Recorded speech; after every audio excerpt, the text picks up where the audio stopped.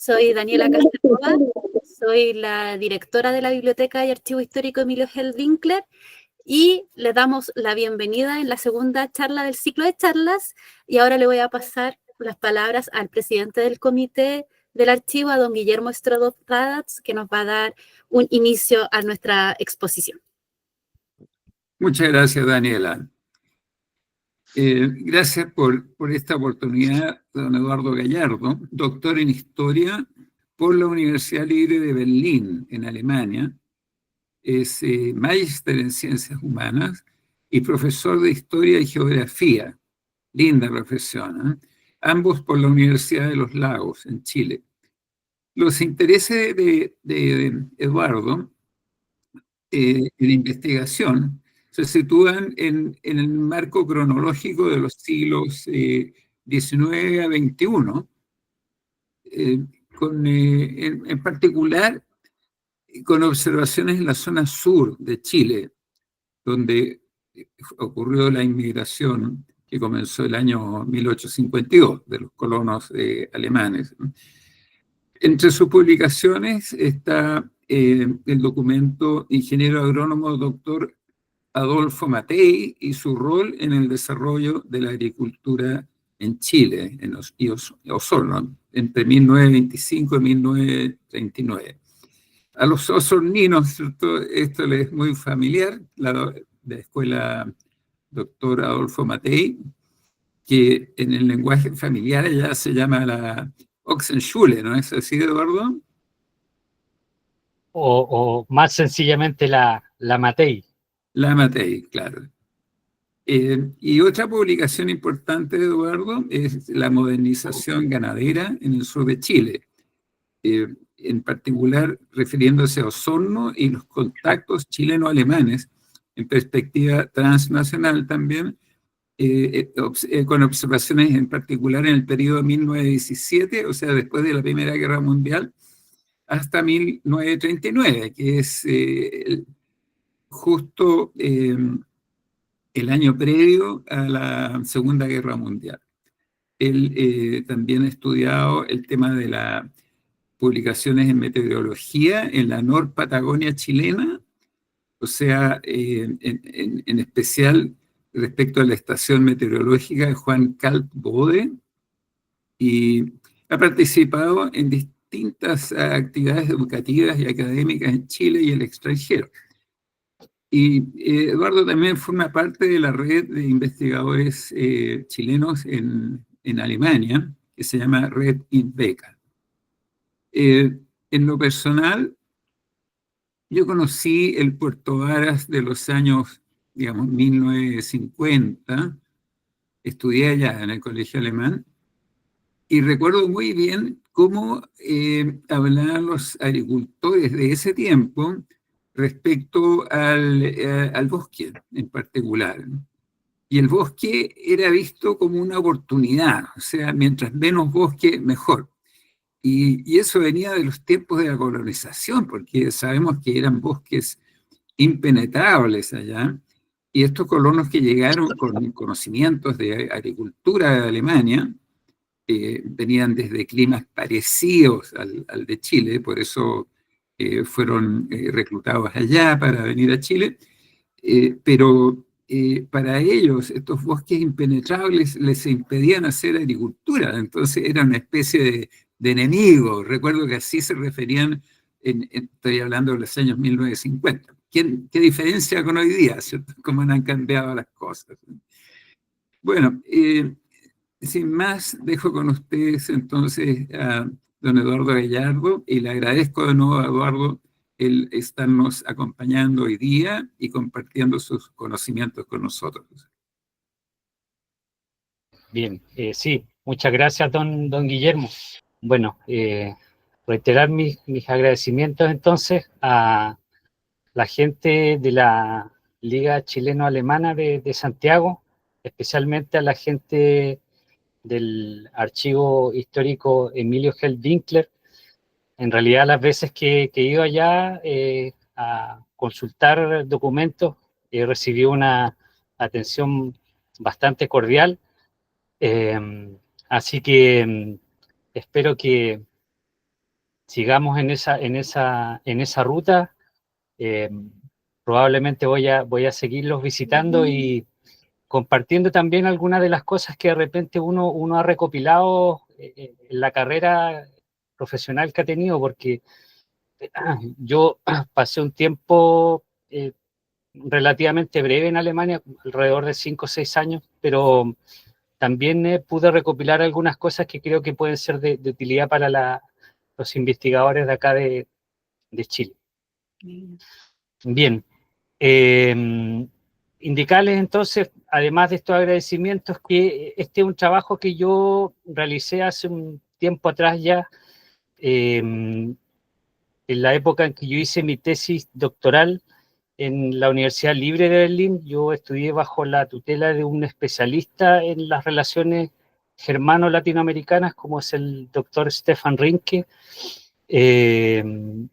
Estos resultados de este trabajo fueron expuestos en el marco de un congreso de la Asociación de Historiadores Latinoamericanistas Europeos, que en ese momento presidía Stefan. Eso fue una reunión que se hizo en Berlín en el año 2014.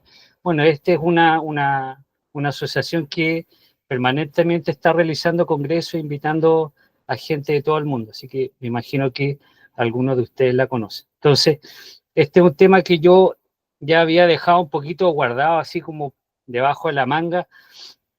Estoy ahora dedicado como a otros temas que tienen que ver un poco más con lo que es la historia ambiental, pero para acá, para el sur de Chile, hay muchos temas que no se puede prácticamente hablar de ellos si no se toca el rol de los inmigrantes alemanes y sus descendientes. Entonces, en este tema que mencionaba don Guillermo acá de la meteorología, también es un tema en el cual los inmigrantes alemanes y sus descendientes tienen mucho que decir. Hay mucho que investigar, hay que ver. La historia ambiental en nuestro país prácticamente está en pañales en comparación con lo que se ha hecho con la historia ambiental en otros países del mundo, principalmente la Academia Norteamericana y Academia Europea. Diría yo que tanto la historia ambiental como el tema migratorio son como los temas más recurrentes en esta academia, digámoslo así, del primer mundo. Y nosotros como estudiantes latinoamericanos igual somos un poco mensajeros de eso que se está haciendo allá. Entonces, voy a mostrar mi presentación. Los voy a invitar entonces al sur de Chile, a la zona de Osorno. Abríguense bien, es un viaje más o menos largo. No sé de dónde serán, pero me imagino que mucha gente de la zona central está conectada en este momento. Quizá la gente del extranjero está observando esta presentación. Este trabajo que les voy a mostrar ahora, esta presentación, se denomina Fuentes con Historia, la revista Agricultura Austral, Osorno, Chile, 1928 a 1959. Ahí ustedes tienen dos portadas de esta revista, ¿no es cierto? Una que muestra lo que es el logo en algún momento que tenía la Sociedad Agrícola y Ganadera de Osorno. Ya vamos a hablar de esta sociedad, de lo importante que es y el rol que ha cumplido en la trayectoria de la actividad económica y social en el sur de Chile. Y también hay otra portada ahí donde se muestra una imagen del presidente González Videla, un número por ahí de los años 50, 60 por ahí, me pierdo en el tiempo, pero a lo que voy yo, al mostrar sobre todo esta segunda lámina con o segunda imagen con esta imagen, con esta fotografía de este presidente de la época, es pensar que esta no es una revista estrictamente técnica, sino que también es una revista que abordó en muchos casos temas sociales y temas políticos. Por eso es una revista muy importante para la investigación de las ciencias sociales y las humanidades. No solamente es importante o es una literatura atrayente para aquellas personas que están investigando la trayectoria de la actividad agronómica, de la veterinaria, del ámbito forestal, etc., sino que también es una revista que contiene mucho tema social, tema histórico. Yo quisiera antes hablarle un poquito brevemente de la red Inbeca, porque yo acá me presenté como miembro de la red Inbeca y me ha tocado acá cuando regresé a Chile de que poca gente conoce lo que es la red y a qué se dedica y las oportunidades que ofrece ponerse en contacto con esta red, sobre todo a gente que está interesada en desarrollar estudios, sobre todo de posgrado en Alemania. Bueno, ¿qué cosa es la red Inbeca e.V., cierto? Es una organización de tipo académico, no tiene fines de lucro, es una organización independiente, interdisciplinaria, y su propósito fundamental es mantener una red de investigadores que participen en el intercambio científico académico entre Chile y Alemania. Es importante señalar que esta red es una red que cuenta con personalidad jurídica en Alemania. Por eso dice, tiene ese pequeño apellido ahí del e.V. Bueno, ahí tienen un poco el objetivo más ampliado. Esta es una red que se formó por allá por el año 2012 en Berlín. Yo estuve en esa primera reunión, fui uno de los pioneros, digámoslo así, de esta organización, que en su momento partió con mucha energía por parte de mucha gente. En ese tiempo, bueno, estábamos más jóvenes, que queríamos hacer algo que tuviera que ver con el contacto científico chileno-alemán.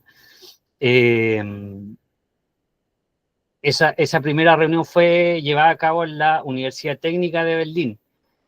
Y posteriormente la red siguió funcionando hasta el día de hoy y realiza una serie de actividades, ya tanto en Chile como en Alemania.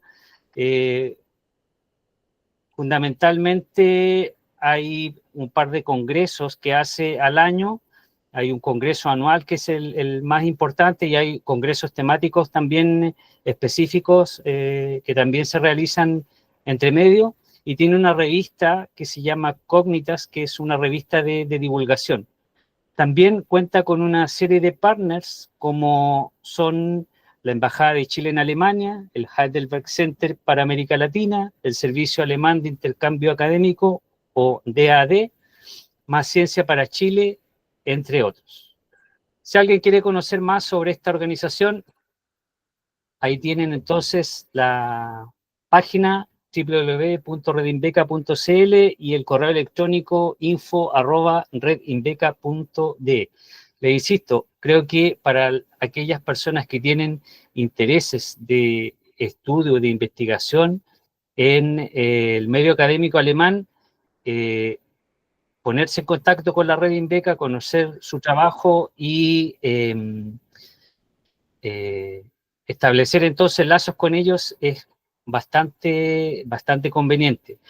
Me acuerdo que cuando yo comencé a participar de esta red, les decía a mis colegas, porque no éramos muchos los humanistas que estábamos en este grupo, había gente de todas las áreas, habían arquitectos, médicos, ingenieros, gente que estaba trabajando en astronomía, qué sé yo, en distintos ámbitos del saber. Entonces yo les decía, nosotros estamos haciendo algo histórico acá, porque piensen ustedes que es la primera vez que nosotros como chilenos estamos formando una red científica en Alemania, y eso posteriormente fue de alguna forma imitado por otros estudiantes de posgrado de otros países que comenzaron a formar también sus asociaciones de investigadores latinoamericanos en el contexto alemán.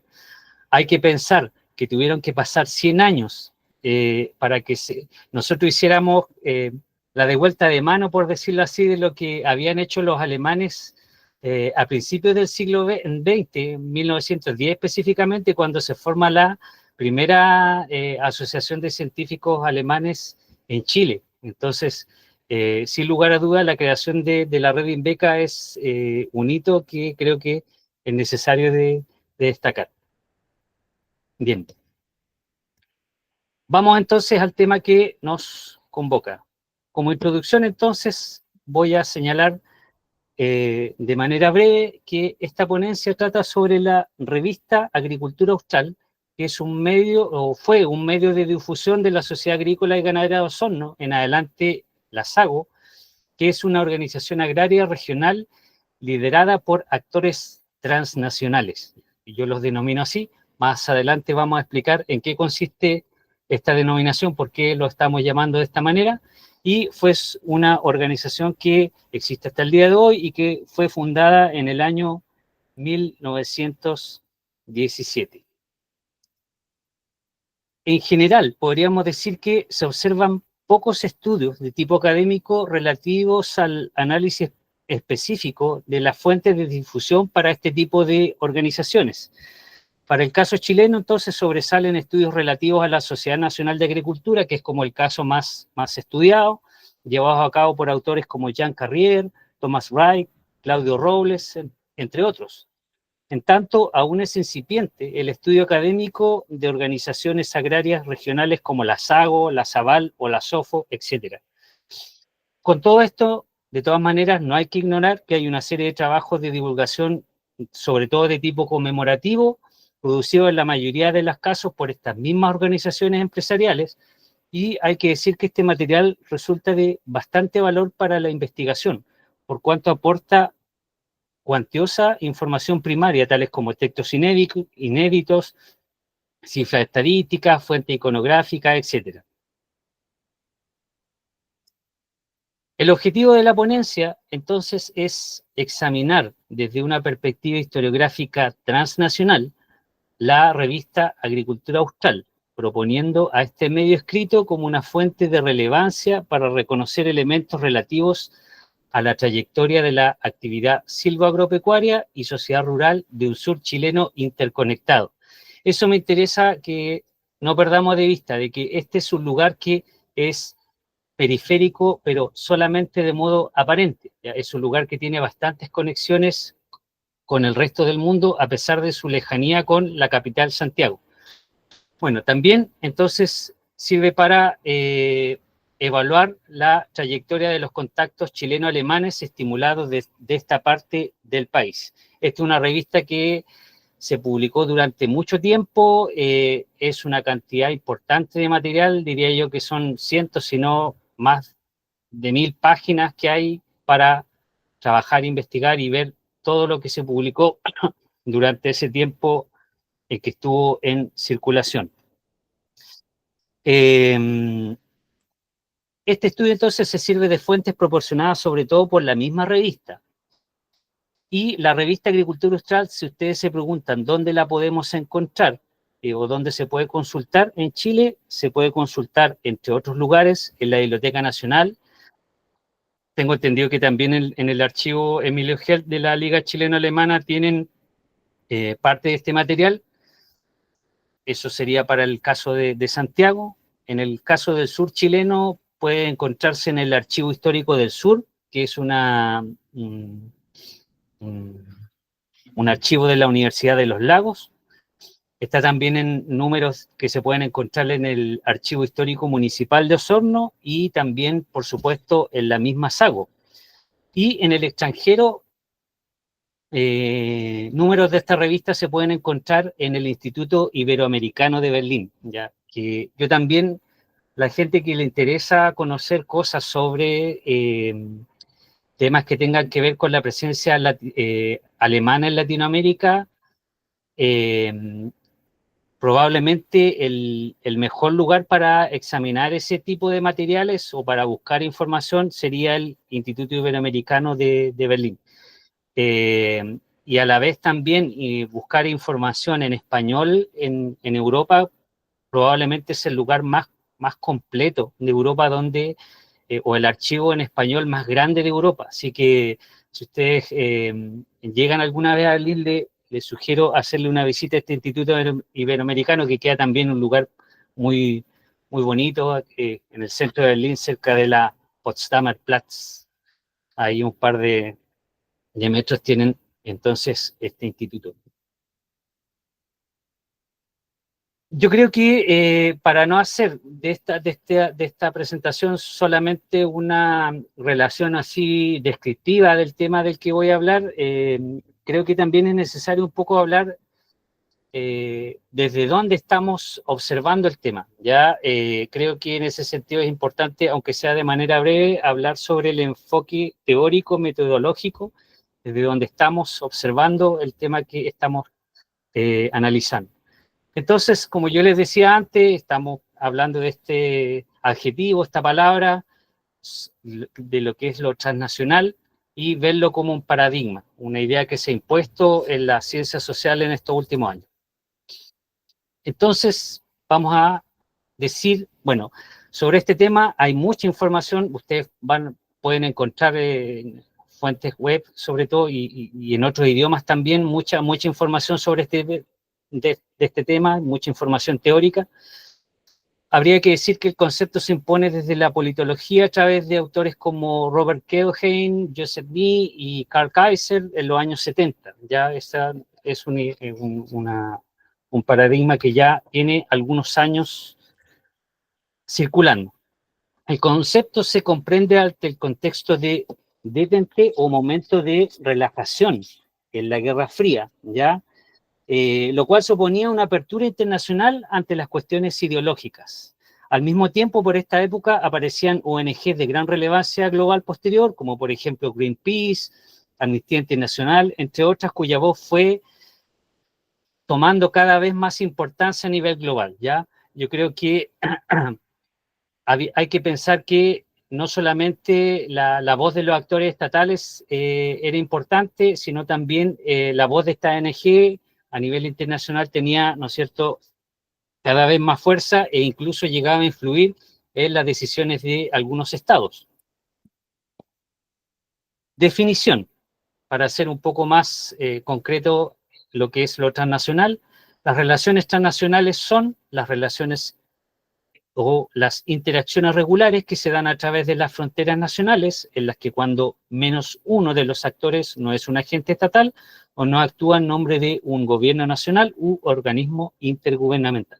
Se lo propone Tomás Rice, ¿no es cierto? Es una definición bastante breve y sencilla que yo encontré ad hoc como para poder incluirle en esta presentación, que es Tomás Rice, entonces un politólogo alemán que planteó en el año 99 esta definición.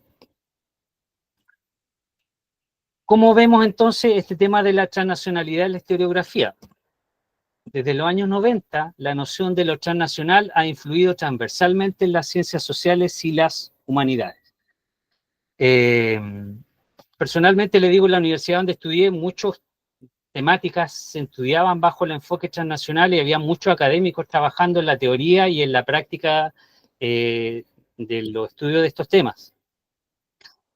La historia transnacional es, aquí les voy a plantear una definición bastante breve, es el movimiento de gente, ideas, tecnologías e instituciones a través de las fronteras nacionales, aplicado al periodo posterior a la aparición del Estado-Nación, ¿ya? O sea, posterior al año 1648, que se firmó la Paz de Westfalia, que es un acto que se supone hizo concluir la Guerra de los 30 años y plantea, ¿no es cierto?, una idea de que se planteaba un poco el principio de la soberanía nacional y había entonces un nacimiento de un Estado-nación moderno, aunque eso también de alguna forma es discutible. Pero entonces, de alguna forma también hay un poco de consenso entre los investigadores de decir que la historia transnacional o los hechos que se estudian por la historia transnacional tendrían que ser todos posteriores a esta fecha. Si son hechos que ocurren antes de eso, ya no serían hechos de historia transnacional, sino que podrían ser considerados como hechos de historia global. Por otro lado, la historia transnacional cuestiona el nacionalismo historiográfico. ¿Ya? Hay que pensar que para los historiadores que operan bajo este paradigma, cuestionan ya las historias nacionales.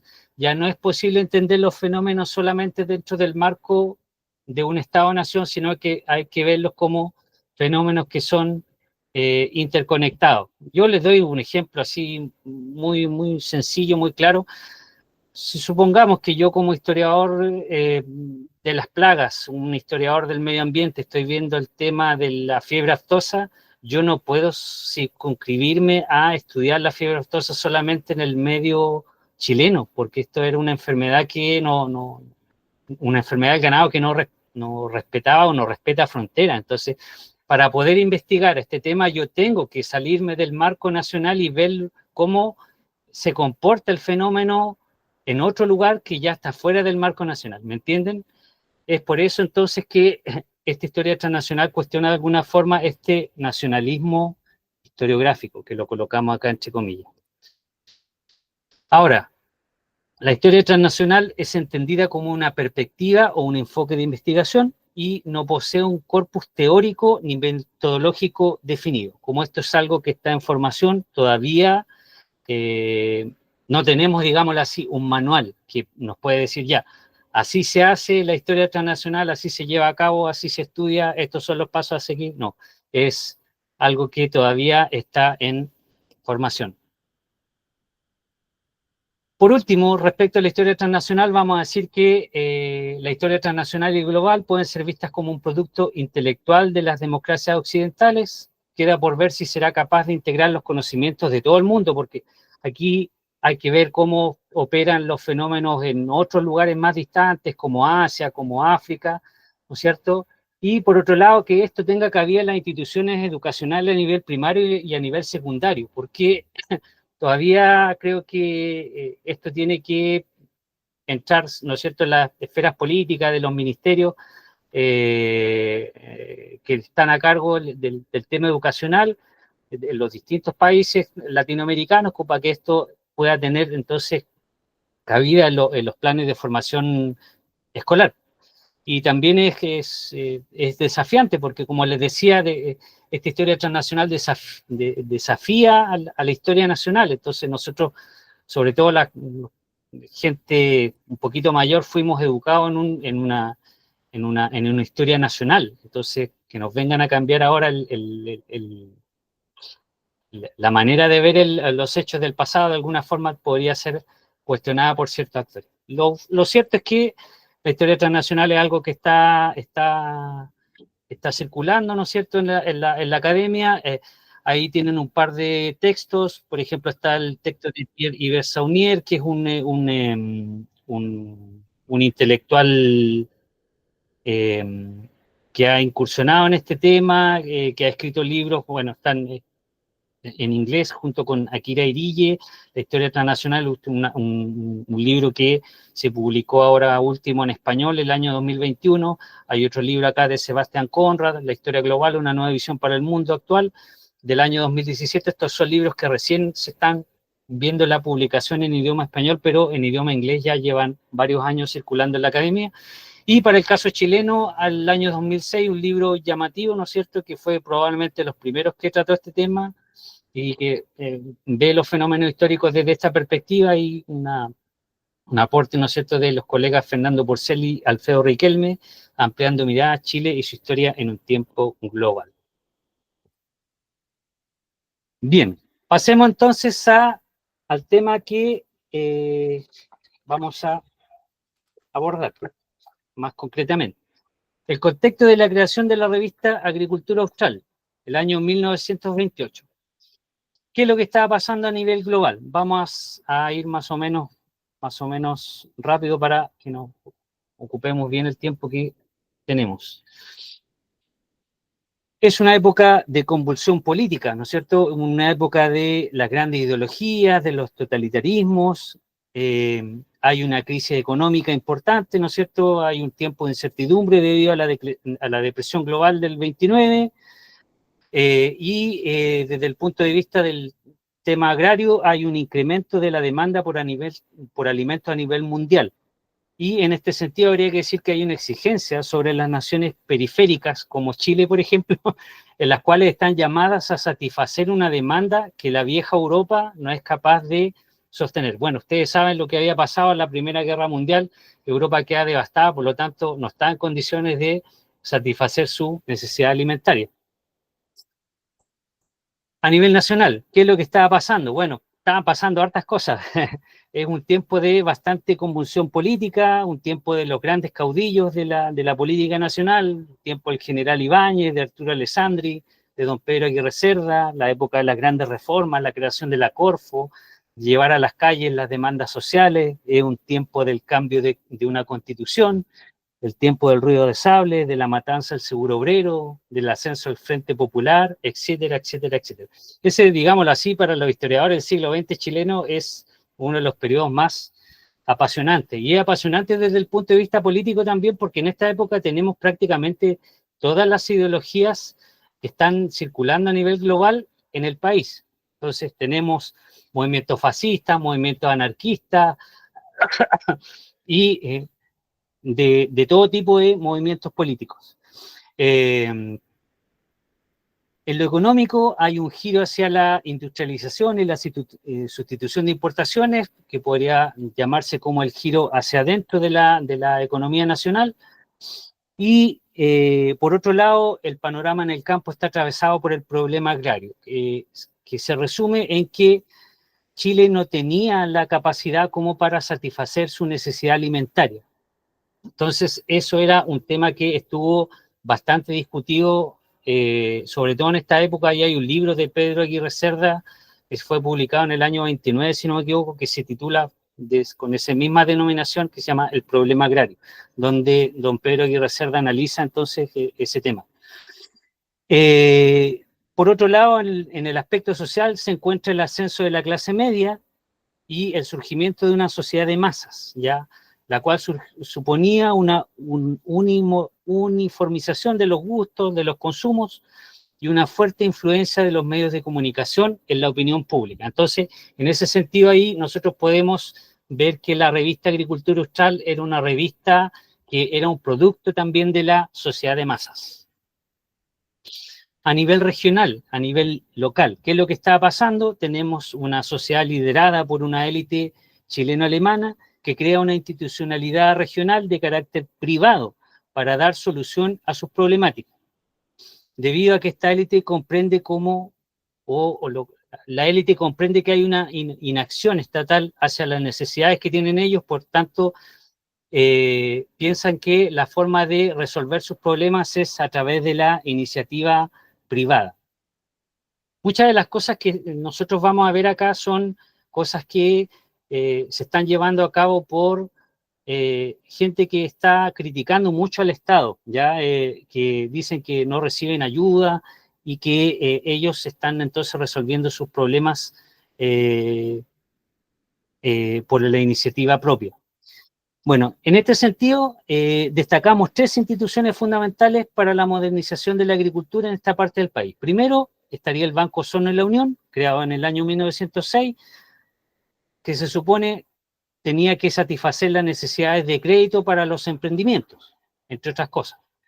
Segundo, la Escuela Superior de Agricultura de Osorno, creada en 1933, que era una institución hecha para formar capital humano avanzado, lo que se entendería hoy como capital humano avanzado en la parte de la agricultura. Y por último, como número 3, la Sociedad Agrícola y Ganadera de Osorno, o SAGO, que se crea en el año 1917, que es una institución similar a la SNA. Es una organización con la cual los grandes agricultores del sur no se sentían representados con la SNA, por lo tanto crean su propia organización. Y entre sus principales socios fundadores estaban don Julio Bushman, Eduardo Matei, Hugo Schilling, Conrado Ubach y Abraham Soriano. La gran mayoría de los socios fundadores eran chilenos de origen alemán, ¿ya? Y de una treintena de socios originales de la SAGO pasó a tener alrededor de 700 miembros en la década del 30. Por otro lado, hay que mencionar un proceso de expansión y modernización de la actividad silvoagropecuaria, el cual es estimulado por la llegada del ferrocarril a principios de siglo. Este es un hecho fundamental, lo cual supuso el incentivo a la producción de bienes primarios, tales como trigo, papas, maderas y sobre todo el ganado. Esta expansión propicia un esfuerzo de modernización o racionalización del campo, fenómeno que es liderado por la élite chileno-alemana y que no está exento de contradicciones de lo que sería el proceso de modernización. Aquí tenemos que pensar que la modernidad, entendida como proceso, tiene también contradicciones y que no todas las cosas funcionan bien. Por lo tanto, no se puede ignorar que la sociedad austral estaba atravesada por conflictos sociales tales como la transgresión social en los campos y la disputa por la tierra, la cual involucraba a los indígenas, a los actores privados y al Estado. Por último, habría que destacar como fenómeno la permanente tensión entre el centro y el sur, y al revisar las fuentes de la época y sobre todo teniendo en cuenta, en este sentido, la revista Agricultura Austral como fuente, es evidente reconocer la voz de una élite regional que no estaba conforme con la política agraria impuesta desde el poder central. La crítica es bastante amplia, se puede encontrar no solamente en esa revista, sino que en los diarios de la época, una crítica bastante ácida y directa, y entonces abarca diferentes aspectos de la actividad silvoagropecuaria, como por ejemplo el tema de los transportes, los precios de los productos, las ayudas estatales, el sistema de leyes, etcétera, etcétera. Este entonces sería el contexto de creación de la revista en el año 1928. Quisiera detenerme aquí, hablar un poquito sobre los chilenos alemanes como élite, ya para que podamos entender el concepto, que podría inicialmente hasta sonar un poco peyorativo, pero vamos a plantearlo de un modo, digámoslo así, técnico, como para que lo puedan comprender mejor. Desde un punto de vista sociológico, entonces, una élite serían grupos o cuasi grupos de personas que ocupan las posiciones más altas en el seno de la sociedad y que tienen el poder y la influencia de contribuir inmediatamente a la conservación o a la transformación de la estructura social. Eso está tomado entonces de un diccionario de sociología. Por otro lado, un sociólogo alemán, Peter Waldmann, en un trabajo del 2007, nos dice que aspectos comunes a toda élite son tres. Primero, su naturaleza minoritaria, ya las élites no son mayoría. Segundo, las élites ejercen influencia central en las decisiones de una sociedad y los individuos que conforman las élites deben demostrar esa capacidad. O sea, si alguien que forma parte de la élite no es capaz de llevar a cabo estos cambios, no sería entonces considerado élite. Y por último, las élites se han formado en base a procesos de competencia y de selección. Entonces, si nosotros aplicamos estas definiciones y esta teoría al caso de los chilenos alemanes del sur de Chile, estaríamos no siendo coincidiendo con estas definiciones. Ahora, ¿cómo entender a los chilenos alemanes como actores transnacionales? Primero, estas personas generalmente eran hijos o nietos de inmigrantes, ya de la segunda, tercera generación, quienes desde el punto de vista legal poseían la nacionalidad chilena y en algunos casos también la nacionalidad alemana, o sea, tenían doble pasaporte. Por otro lado, son personas que durante su infancia y juventud habían recibido influencia cultural chilena y germana, ¿ya? Y una ventaja fundamental para estas personas era su condición de ser bilingüe. Sobre todo la gente los antropólogos que han investigado el tema de las personas bilingües son personas que piensan como un poco en dos dimensiones. Entonces, estos chilenos alemanes tenían esta gran ventaja de que podían pensar como en la lógica de un chileno, pero también como en la lógica de un alemán europeo, porque habían recibido parte de la influencia de estos dos universos. Por otro lado, son personas que, dada su condición socioeconómica, redes de contacto y los avances en los medios de transporte y comunicaciones, podían moverse con facilidad entre Latinoamérica y Europa.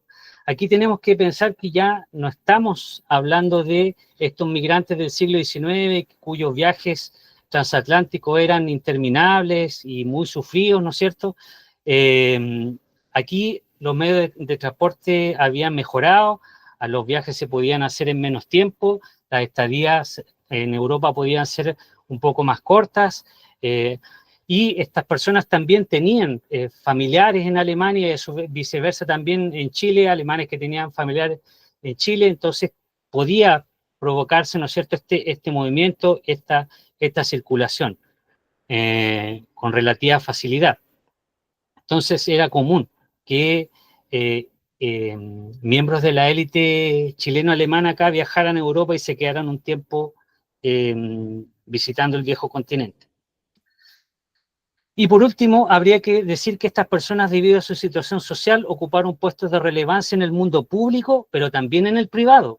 Hay muchos casos, cuando uno lo revisa, que eran personas que se movían entre los dos mundos. No era solamente que trabajaban en el mundo privado o en el mundo público como cosa aparte, sino que mudaban de lugar de acción.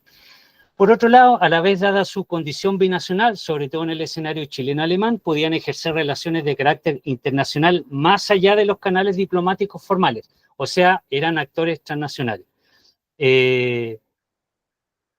Generalmente las relaciones internacionales, hasta antes de la aparición de la historia transnacional, era entendida como relaciones diplomáticas, ¿ya? Pero nosotros tenemos acá, cuando revisamos la documentación, cuando revisamos las cartas, el flujo de contacto de estas personas tenían llegada con personas de influencia en Europa saltándose los canales formales. ¿Por qué? Porque ya había una red de contacto familiar, digámoslo así, profesional, establecida desde antes, por lo tanto eso era algo que se daba con mucha naturalidad.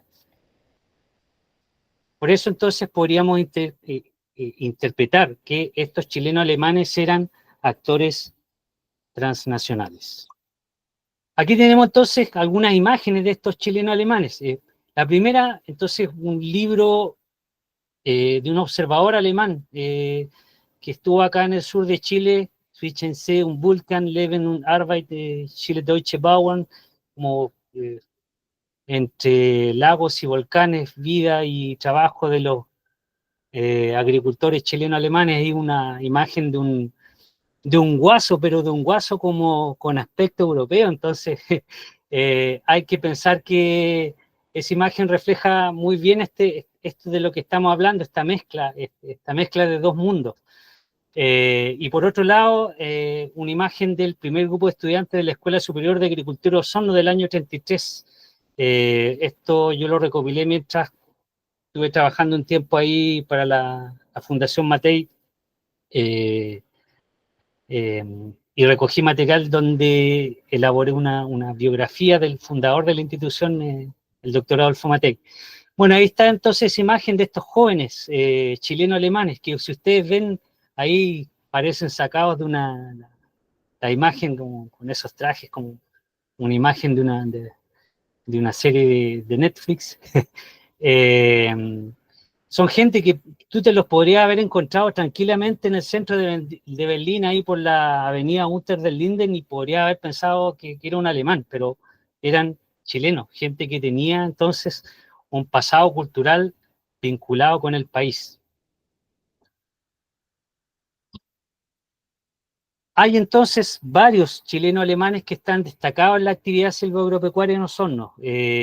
Yo tengo a 5 personas ahí que considero claves. Cada uno de ellos da tranquilamente para escribir un libro, hablar mucho sobre ellos.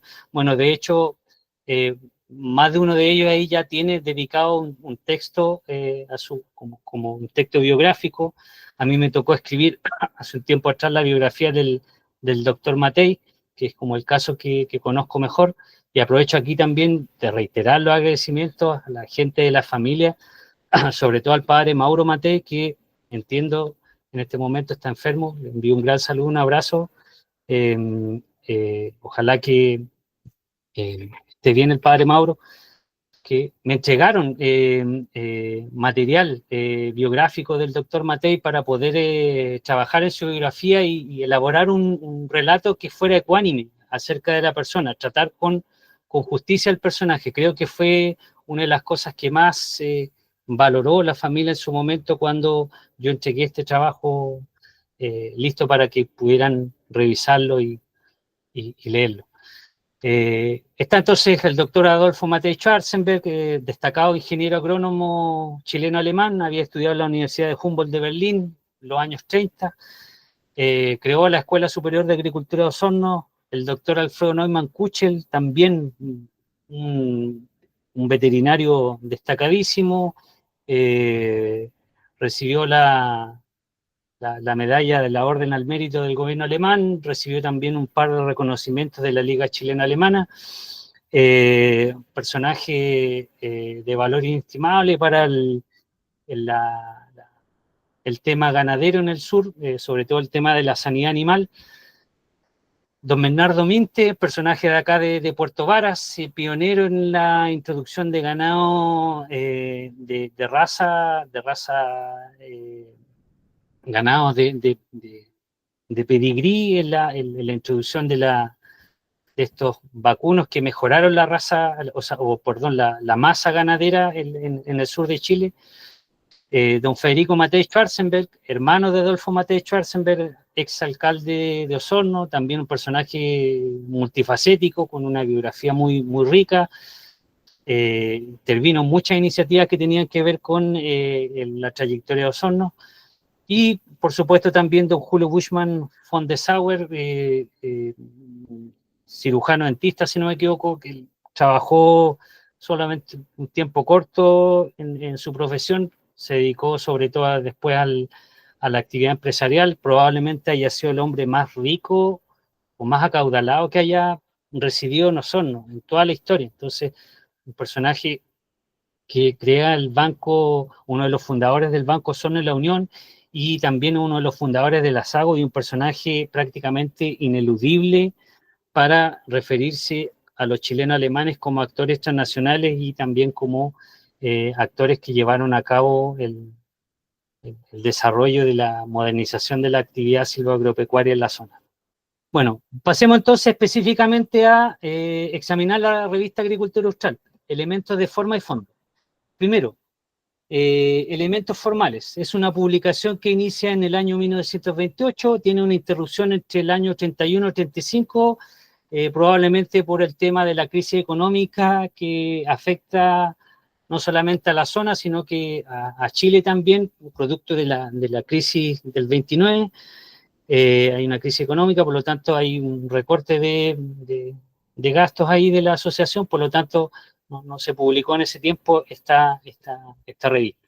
Los últimos números aparecen por ahí por el año 1959, la periodicidad de la revista era mensual, la revista promediaba alrededor de 30 a 50 páginas. Si ustedes sacan la cuenta que son un número mensual de 30 a 50 páginas, en todo este tiempo que estoy hablándoles, del 28 con esta interrupción hasta el año 59, sacamos entonces que tenemos un material bastante voluminoso. Yo reconozco que no he revisado por completo todo así en detalle, pero sí he revisado buena parte de lo que ya aparece.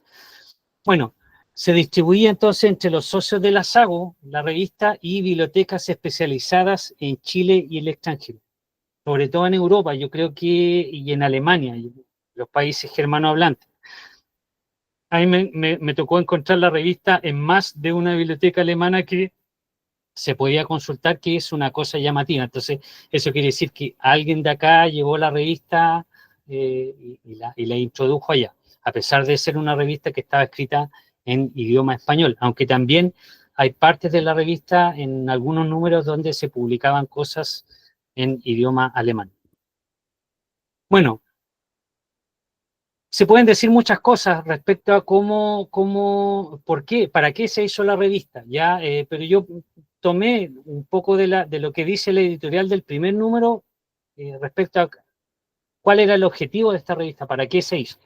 Entonces, ahí es el extracto de este primer número dice: el desarrollo bastante elocuente que ha tomado en esta región la industria agropecuaria y demás con ella relacionadas ha hecho sentir una serie de necesidades que van poniendo de manifiesto día a día y cuya realización contribuirá a dar mayor impulso a aquella rama de la producción nacional. Entre tales necesidades se cuenta la de disponer de un medio de publicidad que permita servir de guía y consulta a las personas dedicadas a tales actividades. Por lo tanto, aquí se plantea como un medio de publicidad. En sí, era mucho más que eso la revista. Ya en un principio quizá tenía un afán así como de difusión de cosas comerciales, pero con el tiempo se fue transformando en una revista, digámoslo así, un poquito más política, ¿ya? Esto entonces es lo que nos decía el extracto de la editorial del primer número de esta revista en junio de 1928. La estructura de la revista consideraba una editorial, generalmente denominada como la labor del directorio. Normalmente hablaba sobre temas contingentes, temas que tenían que ver con la política agraria, algún tema actual. A continuación, seguían una serie de contenidos que trataban la actividad silvoagropecuaria desde distintos puntos de vista. Y también destacan frecuentemente tablas con información estadística y gran cantidad de avisos publicitarios. Las tablas de información estadística son bastante importantes porque nos están mostrando, por ejemplo, los precios de la leche, los precios de la carne, los precios de las hortalizas, del trigo, las papas, qué sé yo, la cantidad de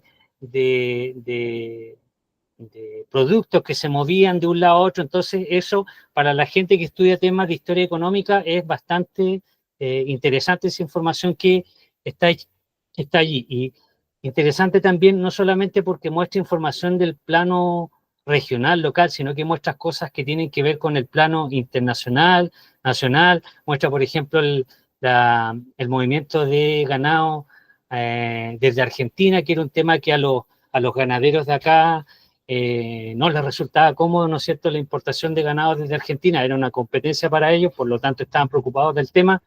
Y bueno, y también ese era un tema que les provocaba molestia, porque decían que el gobierno central permitía que ingresara este ganado desde Argentina sin mayores dificultades, por lo tanto a ellos no convenían los intereses de los ganaderos de la zona sur. Entonces nos muestra estadística de eso, nos muestra estadística de la producción ganadera en otros países que se consideraban potencias, como, ¿no es cierto?, ya lo mencionamos, nombre Argentina, Brasil, Paraguay, por ahí. Entonces hay información que puede ser útil no solamente para aquel que está estudiando historia regional, sino también gente que está estudiando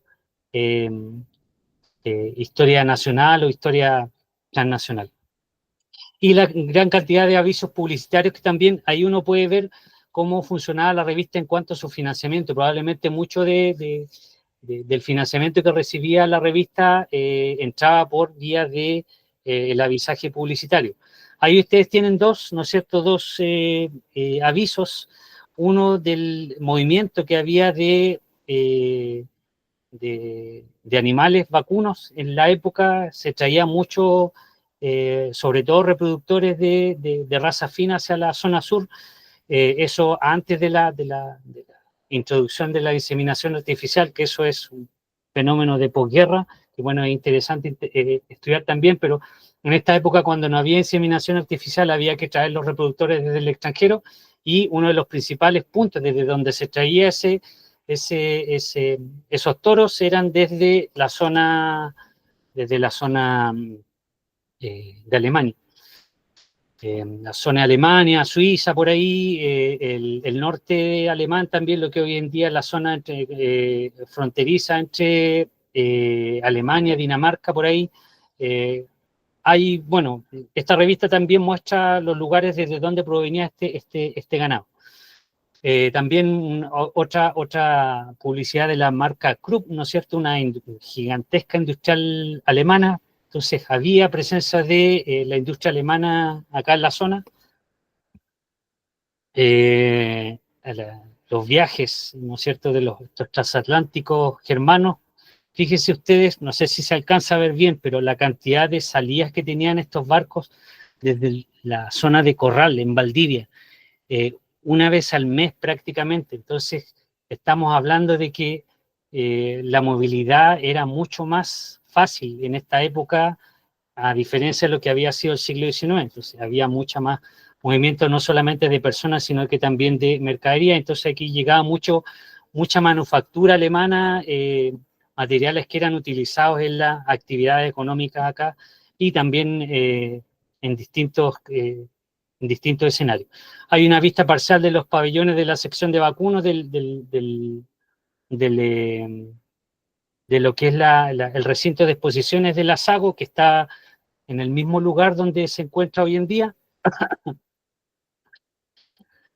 Ahí está el primer número de la revista Agricultura Austral, firmado ahí por don Alfredo Neumann. Es un documento que yo tuve en la mano ahí hace tiempo, cuando estaba desempeñándome ahí en la Escuela Superior de Agricultura de Osorno o la Escuela Adolfo Matei, había mucho material que el doctor Neumann había dejado ahí, material que se podía consultar en aquella época, lo que es la Fundación Matei.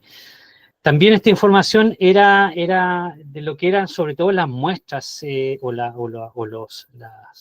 las exposiciones silvoagropecuarias que se llevaban a cabo en Osorno, eran también objeto de atención por parte de la prensa alemana en Chile. Aquí tenemos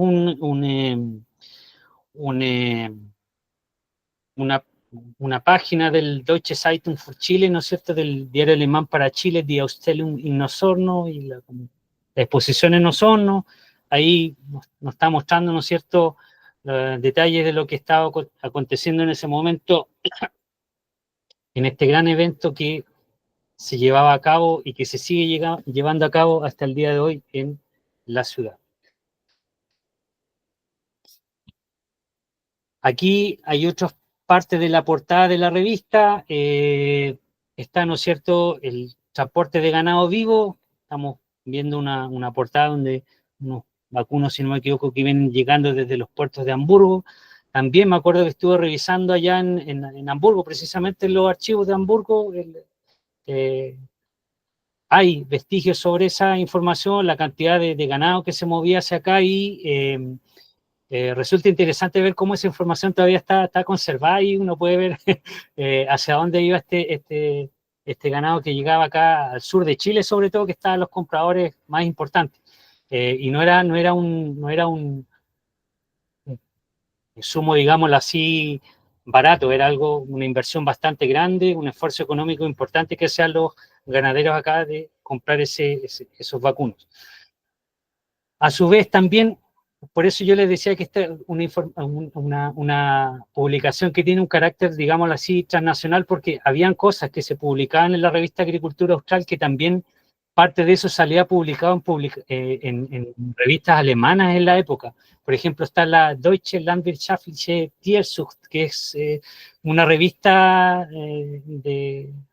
interesada en el tema ganadero, bastante prestigiosa en su época, los años 20, los años 30, que fíjense, en la primera plana de esta revista reconocida en Alemania, se habla sobre el caso de la introducción de ganado en Osorno, en Chile, en el año 29. Abajo también hay un texto de Alfredo Lormann, Alfredo Lormann de Osorno, ¿no es cierto?, que está hablando sobre la muestra que se lleva a cabo en Chile y el significado que tenía entonces para la economía de esta parte del país. Esta era información entonces que estaba circulando y que los medios alemanes también ponían atención en esto que estaba pasando. Entonces, tenemos que a Osorno como un lugar global, por así decirlo, no era solamente una actividad que era local, sino que traspasaba las fronteras de Chile y llegaba a lugares tan lejanos como era Alemania. También tenemos otro recorte ahí de la revista con un aviso en idioma alemán. Aquí hay una gira, ¿no es cierto?, que se ofrece para gente que vaya a conocer la realidad agrícola alemana. En el año de mayo a septiembre del año 39 se ofrecía entonces la posibilidad a la gente que pudiese viajar y conocer elementos de la agricultura alemana en aquella época. Aquí, por ejemplo, hay otro texto que habla sobre la madera chilena para Alemania. Había mucha información, ya sea de agricultura, ganadería, de la actividad forestal, que tenía que ver con Alemania, y había mucha atención sobre esos temas.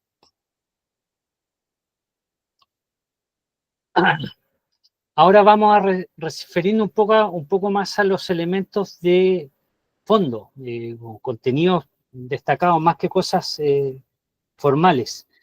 Lo primero que habría que destacar sería entonces diversos textos situados en la dinámica de la modernización silvoagropecuaria.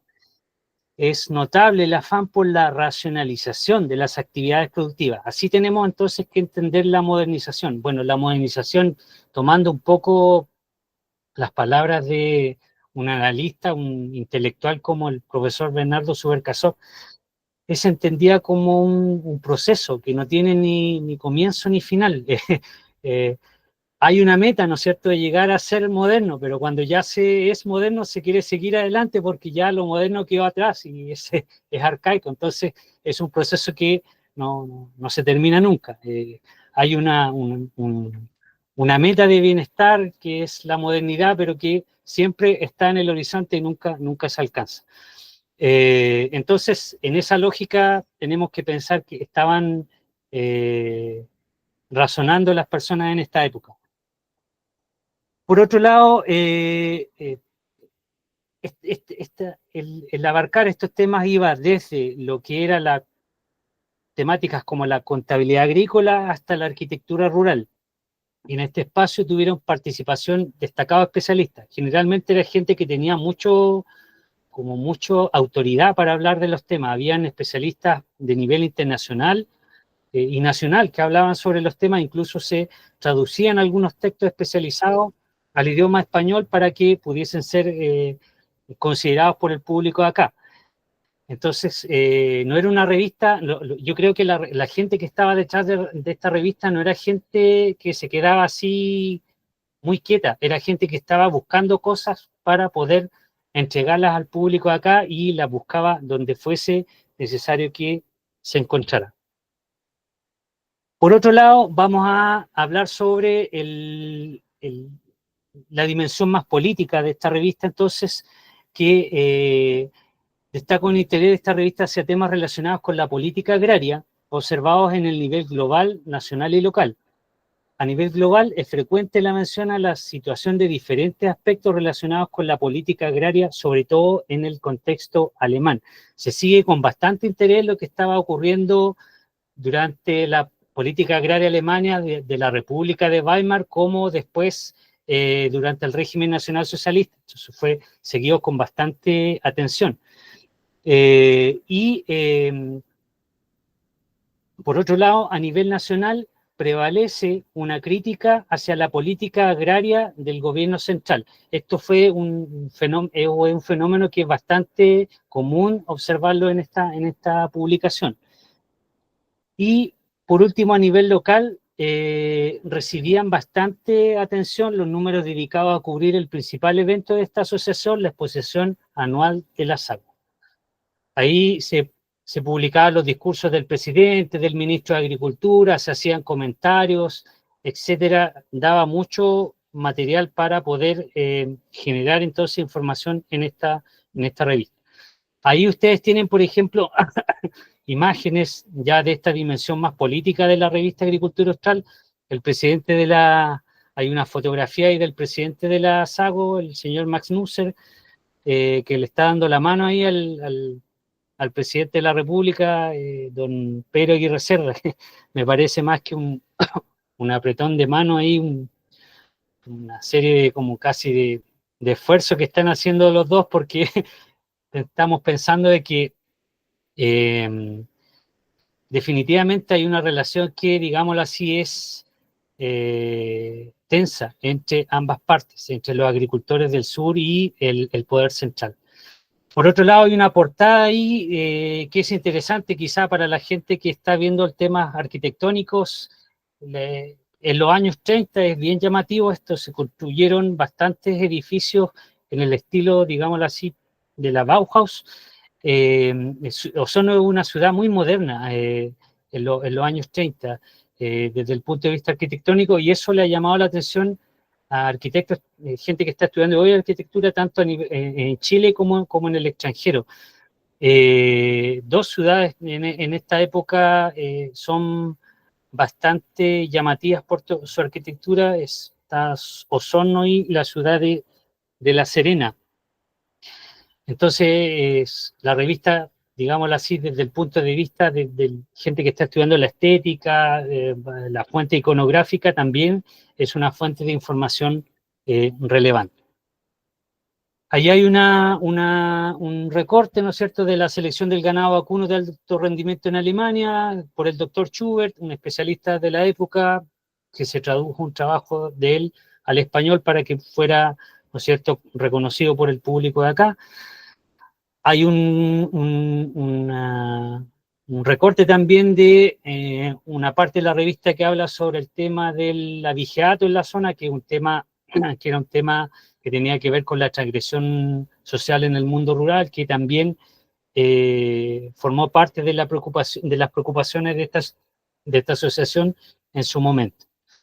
Entonces ahí con eso le estoy mostrando de que esta no es solamente una revista que fuese una revista técnica, sino que también tiene que ser leída como una revista que tiene un componente político, que puede tener una dimensión política y se puede hacer también esa lectura. Hay también otra fotografía donde muestra un recorte ahí que se están quejando al gobierno central, por la gente de la SAGO, por la escasez de equipo ferroviario. Hay una carta también que dice en defensa de la ganadería regional. La SAGO se dirige al señor ministro de Agricultura. Entonces, como ustedes pueden ver, hay un diálogo ahí también con la autoridad central que en esta revista es bastante recurrente de encontrar.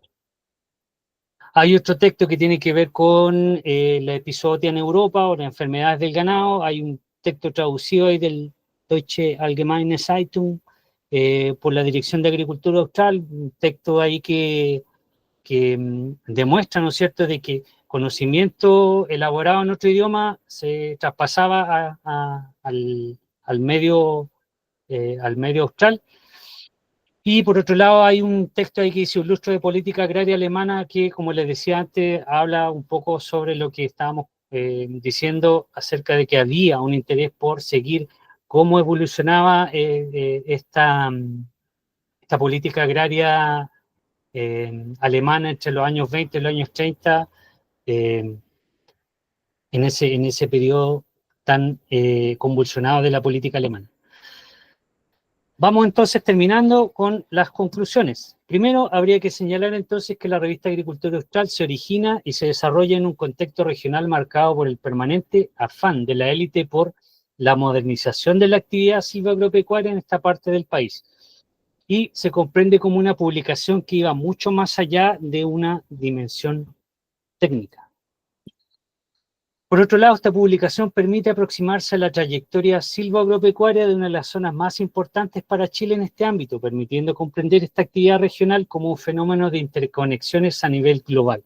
Ya no lo tenemos que ver como un lugar provinciano, sino como un lugar que estaba conectado y bien conectado con el mundo, hace harto rato atrás. Por último, y en definitiva, se observa que la revista Agricultura Austral, como una fuente de información, se observa como una fuente de información ineludible para todos aquellos investigadores interesados en conocer en detalle información relacionada con la trayectoria de la actividad silvoagropecuaria y con los contactos germano-latinoamericanos en el cono sur del continente. Ahí, finalmente, quisiera mostrar una serie de fuentes y bibliografía, un par de trabajos, entonces, de los cuales tomé partes como para armar en su momento este estudio. Este estudio muchas veces no lo arma uno solo, sino que tiene que servirse también no solamente de las fuentes primarias, sino trabajos que han llevado a cabo otros investigadores, tanto en el medio regional como nacional, como también a nivel internacional. También en algún momento, no sé, Daniela, podemos dejar mi correo electrónico. Puedo compartir con ustedes algunos de estos textos que a veces son difíciles de encontrar. En ese sentido, no tengo ningún problema en compartir el material con aquella persona o aquellas personas que estén interesadas en indagar más en estos temas. Bien, muchas gracias. Vielen Dank. Muchas gracias, Eduardo, por esta presentación. Vamos a ir cerrando, Eduardo. No sé si quiere decir unas palabras antes. Sí, bueno, solamente reiterar mis agradecimientos a las personas que escucharon. Espero haber sido un aporte. Yo me considero un investigador que trata de observar los fenómenos históricos con menos subjetividad. Siempre vamos a estar observando las cosas con el lastre cultural que llevamos detrás, pero trato de ser lo más ecuánime y justo posible en observar las cosas. Entonces, yo también quisiera decir que tengo materiales para compartir. Si alguien necesita alguna ayuda o algún dato, puedo colaborar con eso. Y que no se olviden de la red Inbeca, que de verdad es, sobre todo para la gente más joven quizá que está escuchando ahí, no veo caras por acá, pero conozcan Inbeca y traten de involucrarse si quieren tener una buena pasada en Alemania. Hay un grupo de integración en Inbeca, gente joven con mucha buena disposición, que te van a ayudar desde los detalles de cómo conseguir el pasaje de metro en Berlín hasta cómo sacar un certificado de lo que sea, porque cuando uno llega allá, la verdad es que hay muchas cosas que a uno le resultan extrañas, que cuesta acostumbrarse, hay muchas preguntas. Yo cuando llegué, fui becario del sistema de becas Chile. Cuando llegué a Berlín, el sistema universitario es diferente al chileno en muchos aspectos, y hay muchas cosas que uno al principio le cuesta adaptarse. Entonces, pero Red Inbeca se creó para eso, para ayudar a chilenos que están llevando a cabo sus actividades ahí. Entonces, y más encima que hayan gente que te esté explicando las cosas en chileno, pero es espectacular. Es una cuestión que cuando uno estaba allá no lo tenía. Entonces, creo que piensen y denle una vuelta a eso de que Red Inbeca está al servicio de sus necesidades, y una institución de gente que tiene mucha buena voluntad como para llevar a cabo cualquier tipo de iniciativa que tenga que ver con el contacto chileno-alemán en la parte de educación, en la parte académica. Así que les reitero los agradecimientos y espero volver a encontrarnos ahí en una próxima oportunidad. Me imagino que ahí va a quedar mi correo electrónico disponible en alguna parte, y muchas gracias. No, sí.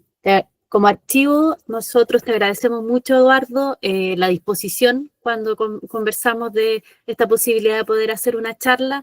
Siempre el poder generar nuestro granito de arena como archivo para la divulgación de estas temáticas es importante, y tú siempre de inmediato dijiste que sí, así que nosotros te agradecemos mucho y valoramos muchísimo ese deseo también de divulgar tus conocimientos.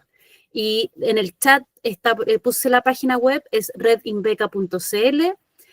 También está el correo info@redinbeca.de, y el correo de Eduardo es Eduardo, después Sorno, porque es como que se une la O, @gmail.com. Pero cualquier cosa, ustedes tienen nuestros correos electrónicos también del archivo, tanto mío y de Isaac. Isaac es la persona con la que se inscribieron, que es el asistente del archivo, que es archivista.dcb@dcb.cl, y el mío es archivo emilioheld@dcb.cl. Así que también nos pueden escribir ahí para consultar cualquier cosa sobre los contactos de Eduardo, y también otros temas que ustedes requieran. Así que te volvemos a reiterar el agradecimiento como archivo. Estés muy bien y nos estamos viendo. Gracias. Also, gute Nacht. Gute Nacht. Chao. Chao.